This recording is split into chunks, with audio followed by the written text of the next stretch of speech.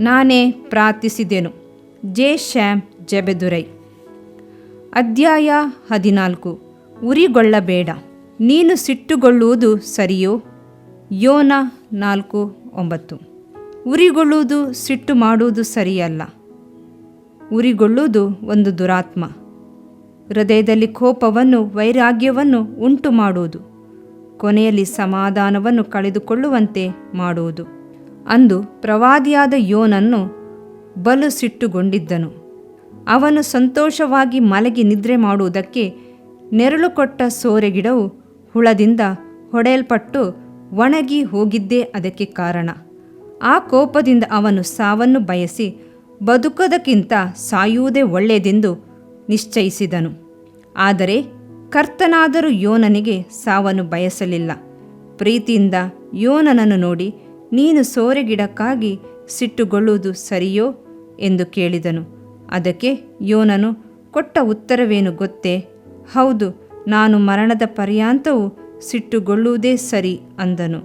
ಆ ಉತ್ತರದಿಂದಲೇ ಯೋನನು ಎಷ್ಟು ಕೋಪಗೊಂಡಿದ್ದಾನೆಂಬುದು ತಿಳಿದು ಬರುತ್ತದೆ. ನನಗೆ ಒಬ್ಬ ಸಹೋದರನು ಗೊತ್ತು. ಅವರು ಮನೆಗೆ ಬಂದ ತಕ್ಷಣ ಹೆಂಡತಿ ಮಕ್ಕಳ ಮೇಲೆ ಕೋಪಗೊಳ್ಳುತ್ತಿದ್ದರು. ಒಂದು ದಿನ ಅವರಿಗೆ ತಡೆಯಲಾರದ ಕೋಪ. ಆ ಕೋಪವನ್ನು ಯಾರ ಮೇಲೆ ತೋರಿಸುವುದು ಎಂದು ತಿಳಿಯದೆ ಕೊನೆಗೆ ತಮ್ಮ ಕೈಗಡಿಯಾರವನ್ನು ತಮ್ಮ ಮನೆಯ ಒರಳು ಕಲ್ಲಿನ ಮೇಲಿಟ್ಟು ಕಲ್ಲಿನಿಂದ ಜಜ್ಜಿ ಪುಡಿ ಪುಡಿ ಮಾಡಿದರು. ಕೆಲವರಿಗೆ ಹೀಗೆಯೇ ಕಣ್ಣು ಮೂಗು ತಿಳಿಯದ ಕೋಪ. ಈ ಕೋಪ ಎಲ್ಲಿಂದ ಹುಟ್ಟಿತು ಗೊತ್ತೇ? ಅದು ಕಾಯಿನನಿಂದ ಆರಂಭವಾಯಿತು. ಕಾಯಿನನ ಕಾಣಿಕೆಯನ್ನು ದೇವರು ಮೆಚ್ಚಲಿಲ್ಲ. ಅವನ ಸಹೋದರನಾದ ಹೇಬೇಲನ ಕಾಣಿಕೆಯನ್ನು ಮೆಚ್ಚುತ್ತಿದ್ದನು. ಇದರಿಂದಾಗಿ ಅವನ ಕೋಪ ಅತ್ಯಧಿಕವಾಯಿತು. ಅವನ ಮುಖಭಾವವೇ ಬೇರೆಯಾಯಿತು. ಕೊನೆಗೆ ಆ ಕೋಪದಿಂದ ತನ್ನ ಸ್ವಂತ ಸಹೋದರನನ್ನೇ ಕೊಲೆ ಮಾಡಿಬಿಟ್ಟನು. ಆ ಉರಿಗೊಳ್ಳುವಿಕೆಯಿಂದ ಅವನು ಭಯಂಕರವಾದ ಶಾಪಕ್ಕೆ ಗುರಿಯಾಗಬೇಕಾಯಿತು. ಕೆಲವು ಸಮಯಗಳಲ್ಲಿ ಬಹಳ ಕೋಪಿಷ್ಠನನ್ನು ದುರಾತ್ಮಗಳು ಆವರಿಸಿಕೊಳ್ಳುವುದನ್ನು ನೋಡಿದ್ದೇನೆ. ಸೌಲನ ಉದಾಹರಣೆಯನ್ನು ನೋಡಿರಿ. ಸ್ತ್ರೀಯರು ದಾವೀದನನ್ನು ಹೊಗಳಿದಾಗ ಅವನಿಗೆ ಬಹಳ ಕೋಪ ಬಂದಿತು. ಈ ಭಯಂಕರ ಕೋಪದಿಂದಾಗಿ ಅವನನ್ನು ದುರಾತ್ಮವು ಹಿಡಿದುಕೊಂಡಿತ್ತು. 1 ಸಾಮುವೇಲ 18:8. ನನಗೆ ಒಬ್ಬ ಸಹೋದರನು ಗೊತ್ತು. ಅವರು ಚೆನ್ನೈನಲ್ಲಿ ನಡೆದ ಉಜ್ಜೀವನ ಕೂಟಗಳಿಗೆ ಬಂದಿದ್ದರು. ಆ ಕೂಟದಲ್ಲಿ ಕಾಣಿಕೆ ಕೊಡುವುದರ ಬಗ್ಗೆ ಹೆಚ್ಚಾಗಿ ಒತ್ತಾಯಪಡಿಸಿ ಹೇಳುತ್ತಿದ್ದರು. ಅವರು ಪದೇ ಪದೇ ಅದೇ ಮಾತನ್ನು ಹೇಳುತ್ತಿದ್ದುದನ್ನು ಕೇಳಿದ ಅವರಿಗೆ ಎಲ್ಲಿಲ್ಲದ ಕೋಪ ಬಂದಿತು. ಮಾತ್ರವಲ್ಲ, ಮಾತನಾಡಿದ ಅವರು, ನೀವು ತಿರುಗಿ ಹೋಗುವುದಕ್ಕೆ ಇಟ್ಟುಕೊಂಡಿರುವ ಕಾಸನ್ನು ಕೂಡ ಕಾಣಿಕೆಯಾಗಿ ಹಾಕಿಬಿಡಿರಿ ಎಂದ ತಕ್ಷಣ ಅವರಿಗೆ ಎಲ್ಲಿಲ್ಲದ ಕೋಪ ಬಂದಿತು. ಬಸ್ಸಿಗೆ ಇಟ್ಟುಕೊಂಡಿರುವ ಹಣವನ್ನು ಕಾಣಿಕೆಯಾಗಿ ಹಾಕಿಬಿಟ್ಟರೆ ನಡೆದ ಹೋಗಬೇಕು. ಹೀಗೆ ಹಣ ಹಣ ಎಂದು ಹೇಳುತ್ತಿರಲ್ಲ ಎಂದು ಬಹು ಕೋಪಗೊಂಡರು. ಇದಾದ ನಂತರ ಅವರಿಗೆ ಪ್ರಸಂಗವನ್ನು ಕೇಳಲು ಆಗಲೇ ಇಲ್ಲ. ಕೊನೆಗೆ ನಡೆದಿದ್ದೇನು ಗೊತ್ತೇ? ಅವರು ಕೂಟದಲ್ಲಿ ಆಶೀರ್ವಾದವನ್ನು ಕಳೆದುಕೊಂಡಿದ್ದು ಮಾತ್ರವಲ್ಲ, ದುರಾತ್ಮ ಅವರನ್ನು ಆವರಿಸಿಕೊಂಡಿತ್ತು. ದೇವ ಮಗುವೆ, ಉರಿಗೊಳ್ಳುವ ಆತ್ಮಕ್ಕೆ ಎಂದಿಗೂ ಸ್ಥಳ ಕೊಡದಿರಿ. ಯಾವಾಗಲೂ ಕರ್ತನನ್ನು ಸ್ತುತಿಸಿರಿ, ಸ್ತೋತ್ರ ಮಾಡಿರಿ. ಆಗ ಕರ್ತನು ಈ ಉರಿಗೊಳ್ಳುವಿಕೆಯ ಆತ್ಮನಿಂದ ನಿಮ್ಮನ್ನು ಬಿಡುಗಡೆ ಮಾಡುವನು. ಕರ್ತನು ಏನೇ ಮಾಡಿದರೂ ಎಲ್ಲವನ್ನು ಒಳ್ಳೆಯದಾಗಿಯೇ ಮಾಡುವನು ಎಂಬುದನ್ನು ತಿಳಿದವರು ಕರ್ತನನ್ನು ಯಾವಾಗಲೂ ಸ್ತೋತ್ರ ಮಾಡುತ್ತಿರುವರು. ದೇವ ಮಗುವೆ, ಯಾವಾಗಲೂ ಕರ್ತನಲ್ಲಿ ಸಂತೋಷಿಸು. ಆಗ ಕೋಪದಿಂದ ಬಿಡುಗಡೆ ಹೊಂದುವಿ. ಆಗ ಯೆಹೋವನಲ್ಲಿ ಸಂತೋಷಿಸುವಿ ಮತ್ತು ಆತನು ನಿನ್ನ ಇಷ್ಟಾರ್ಥಗಳನ್ನು ನೆರವೇರಿಸುವನು. ಕೀರ್ತನೆ 37:4. ಇದರಿಂದ ನಿನ್ನ ದೇಹಕ್ಕೆ ಆರೋಗ್ಯವು, ಎಲುಬುಗಳಿಗೆ ಸಾರವು ಉಂಟಾಗುವವು. ಜ್ಞಾನೋಕ್ತಿಗಳು 3ನೇ ಅಧ್ಯಾಯ 8ನೇ ವಾಕ್ಯ. ಪ್ರಿಯ ವೀಕ್ಷಕರೇ ಮತ್ತು ಕರ್ತನಲ್ಲಿ ಸಹೋದರ ಸಹೋದರಿಯರೇ, ನೀವು ನಮ್ಮ ಈ ಕಾರ್ಯಕ್ರಮವನ್ನ ವೀಕ್ಷಿಸಿದ್ದಕ್ಕಾಗಿ ದೇವರ ನಾಮದಲ್ಲಿ ನಿಮಗೆ ವಂದನೆಗಳು. ದೇವರ ವಾಕ್ಯವು ನಮ್ಮ ಎಲುಬಿಗೆ ಬಲವೂ ಸಾರವೂ ಆಗಿದೆ ಎಂದು ಸತ್ಯವೇದವು ಹೇಳುವಂತೆ ಈ ಕಾರ್ಯಕ್ರಮವು ನಿಮಗೆ ಆಶೀರ್ವಾದಕರವಾಗಿದೆ ಎಂದು ನಂಬುತ್ತೇವೆ.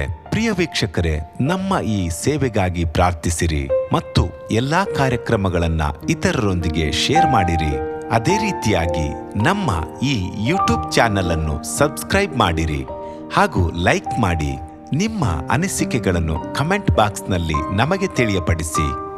ನಮ್ಮ ಸಂಖ್ಯೆ 7022104605. ಈ ಸಂಖ್ಯೆಗೆ ಕರೆ ಮಾಡಿರಿ. ಒಬ್ಬ ಪಾಪಿಯ ಪ್ರಾರ್ಥನೆ. ಯೇಸುವನ್ನು ರಕ್ಷಕನಾಗಿ ಅಂಗೀಕರಿಸಲು ಮಾಡಬೇಕಾದ ಪ್ರಾರ್ಥನೆ. ಪ್ರಿಯ ಪರಲೋಕದ ತಂದೆಯೇ, ಯೇಸುವಿನ ಹೆಸರಿನಲ್ಲಿ ನಾನು ನಿನ್ನ ಬಳಿಗೆ ಬಂದಿದ್ದೇನೆ. ನನ್ನ ಬಳಿಗೆ ಬರುವವರನ್ನು ನಾನು ತಳ್ಳಿಬಿಡುವುದೇ ಇಲ್ಲ. ಯೋಹಾನ 6:37 ಎಂದು ನಿನ್ನ ವಾಕ್ಯ ಹೇಳುತ್ತದಲ್ಲ. ಆದ್ದರಿಂದ ನೀನು ನನ್ನನ್ನು ತಳ್ಳಿಬಿಡದೆ ನನ್ನನ್ನು ಸೇರಿಸಿಕೊಳ್ಳುವಿ ಎಂದು ನನಗೆ ಗೊತ್ತಿದೆ. ಆದ್ದರಿಂದ ನಾನು ನಿನಗೆ ಸ್ತೋತ್ರ ಮಾಡುತ್ತೇನೆ. ನೀನು ನಿನ್ನ ವಾಕ್ಯದಲ್ಲಿ ನೀನು ಯೇಸುವನ್ನೇ ಕರ್ತನೆಂದು ಬಾಯಿಂದ ಅರಿಕೆ ಮಾಡಿಕೊಂಡು ದೇವರು ಆತನನ್ನು ಸತ್ತವರೊಳಗಿಂದ ಎಬ್ಬಿಸಿದನೆಂದು ಹೃದಯದಿಂದ ನಂಬಿದರೆ ನಿನಗೆ ರಕ್ಷಣೆಯಾಗುವುದು ಎಂತಲೂ ಕರ್ತನ ನಾಮವನ್ನ ಹೇಳಿಕೊಳ್ಳುವವರೆಲ್ಲರಿಗೆ ರಕ್ಷಣೆಯಾಗುವುದೆಂತಲೂ ಬರೆದಿದೆ. ರೋಮ 10:9 ವಾಕ್ಯ. ಯೇಸು ಕ್ರಿಸ್ತನು ದೇವಕುಮಾರನೆಂದು ನನ್ನ ಹೃದಯದಲ್ಲಿ ನಂಬುತ್ತೇನೆ. ನನ್ನನ್ನು ನೀತಿವಂತನನ್ನಾಗಿ ಮಾಡುವುದಕ್ಕಾಗಿ ಆತನು ಸತ್ತವರೊಳಗಿಂದ ಎಬ್ಬಿಸಲ್ಪಟ್ಟನು ಎಂದು ನಂಬುತ್ತೇನೆ. ನಾನು ಆತನ ನಾಮವನ್ನ ಹೇಳಿಕೊಳ್ಳುತ್ತೇನೆ. ಯೇಸುವೇ, ನೀನೇ ಕರ್ತನು. ತಂದೆಯೇ, ನೀನು ನನ್ನನ್ನು ರಕ್ಷಿಸಿದಿ ಎಂದು ನಾನು ನಂಬುತ್ತೇನೆ. ನಿನ್ನ ವಾಕ್ಯವು ಹೇಳುತ್ತದೆ, ಮನುಷ್ಯನು ಹೃದಯದಿಂದ ನಂಬುವುದರ ಮೂಲಕ ನೀತಿಯು ದೊರಕುತ್ತದೆ, ಬಾಯಿಂದ ಅರಿಕೆ ಮಾಡುವುದರ ಮೂಲಕ ರಕ್ಷಣೆಯಾಗುತ್ತದೆ. ರೋಮ 10:10. ನಾನೀಗ ನನ್ನ ಹೃದಯದಲ್ಲಿ ನಂಬುತ್ತೇನೆ ಹಾಗೂ ಯೇಸುವೇ ನನ್ನ ಕರ್ತನೆಂದು ಅರಿಕೆ ಮಾಡುತ್ತೇನೆ. ಆದುದರಿಂದ ನಾನೀಗ ರಕ್ಷಣೆ ಹೊಂದಿದ್ದೇನೆ. ಅಪ್ಪಾ ತಂದೆಯೇ, ನಿನಗೆ ಸ್ತೋತ್ರ. ಲೂಕನು ಬರೆದ ಸುವಾರ್ತೆ 11ನೇ ಅಧ್ಯಾಯದಲ್ಲಿ ಬರೆದಿರುವಂತೆ, ನಿಮ್ಮಲ್ಲಿ ತಂದೆಯಾದವನು ಮೀನನ್ನು ಕೇಳುವ ಮಗನಿಗೆ ಮೀನು ಕೊಡದೆ ಹಾವನ್ನು ಕೊಡುವನೆ? ಅಥವಾ ತತ್ತಿಯನ್ನು ಕೇಳಿದರೆ ಚೇಳನ್ನು ಕೊಡುವನೆ? ಹಾಗಾದರೆ ಕೆಟ್ಟವರಾದ ನೀವು ನಿಮ್ಮ ಮಕ್ಕಳಿಗೆ ಒಳ್ಳೆ ಪದಾರ್ಥಗಳನ್ನ ಕೊಡಬಲ್ಲವರಾದರೆ ಪರಲೋಕದಲ್ಲಿರುವ ನಿಮ್ಮ ತಂದೆಯು ತನ್ನನ್ನು ಬೇಡಿಕೊಳ್ಳುವವರಿಗೆ ಎಷ್ಟೋ ಹೆಚ್ಚಾಗಿ ಪವಿತ್ರಾತ್ಮ ವರವನ್ನ ಕೊಡುವವನಲ್ಲವೇ ಅಂದನು. ತಂದೆಯೇ, ನೀನು ಕೇಳಿಕೊಳ್ಳುವವರಿಗೆ ಪವಿತ್ರಾತ್ಮನ ವರವನ್ನು ಹೇರಳವಾಗಿ ಕೊಡುವಾತನಾಗಿದ್ದಿ.